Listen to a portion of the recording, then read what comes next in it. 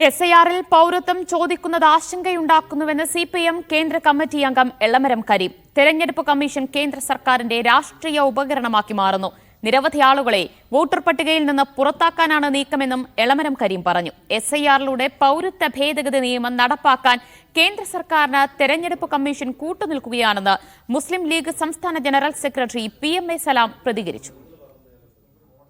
ഇത് വളരെയേറെ ആശങ്ക ഉളവാക്കുന്ന ഒരു നടപടിയാണ്. പിന്നെ പൗരത്വവുമായി ബന്ധപ്പെട്ട രേഖകൾ ഹാജരാക്കണം എന്ന് പറയുന്നത് അങ്ങേയറ്റം അപലപനീയമാണ്.